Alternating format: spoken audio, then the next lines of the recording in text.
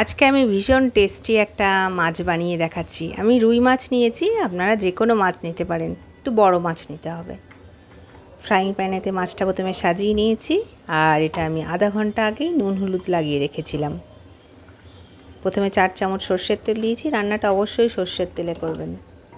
দুটো পেঁয়াজকে আমি এরকম করে মিক্সিতে পেস্ট করে নিয়েছিলাম, সেটা দিলাম।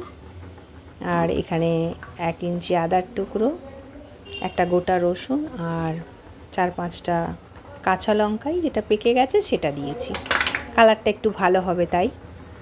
দুটো বড় বড় টমেটো দিয়েছি কুচিয়ে, নুন হলুদ দিচ্ছি।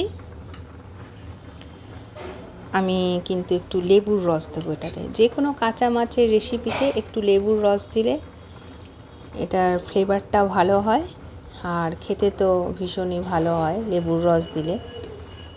বীজ পড়েছে সেটা উঠিয়ে নিচ্ছি। আর আমি এখানে ঘরে পাতানো দই 4 চামচ ফেটিয়ে রেখেছি। প্রথমে এই মশলাটা ভালো করে মাখিয়ে নিই, তারপর দইটা দিয়ে আরেকবার মাখিয়ে নেব। আর একটু গরম মশলাও দিয়ে দেবো, মানে আমার যা যা দেওয়ার ছিল আমি সমস্ত কিছু দিয়ে তারপর গ্যাসটা জ্বালাবো। এরকম ধরনের মাছ, কাঁচা মাছের রেসিপি অনেকেই খেতে চায় না, কিন্তু সত্যি এটা ভীষণ ভালো হয় খেতে। আর একদম বসিয়ে আপনি অন্য কোনো কাজ অনায়াসে করতে পারেন, মাছ নিজের থেকেই হয়ে যাবে। ভীষণ সুস্বাদু হয়, ভীষণ। একবার বানিয়ে দেখবেন।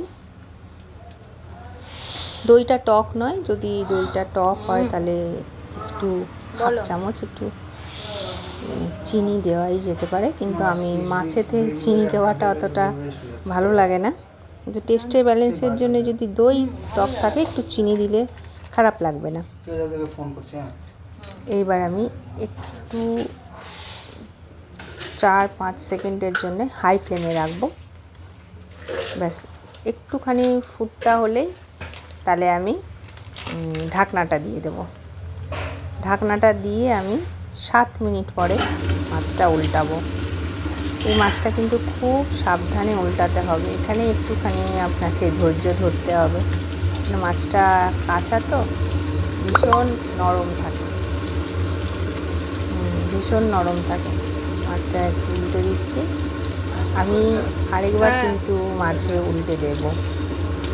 মোটামুটি 15 থেকে 16 মিনিট আমি তারপর এটা খুব একদম লো ফ্লেমে মাছটা রান্না করব। যদি না বানিয়ে থাকেন এরকম করে একবার বানাবেন, ভীষণ ভালো লাগে। মেনলি এটা ভাত কিংবা পোলাওয়ের সাথেই বেশি ভালো লাগবে। উপর থেকে একটু কাঁচা লঙ্কা সাজিয়ে দিচ্ছি। আমার মাছটা কিন্তু রান্না হয়ে গেছে। এটা খুব কম সময়ে আর খুব কম ঝামেলায় ভীষণ একটা টেস্টি রেসিপি।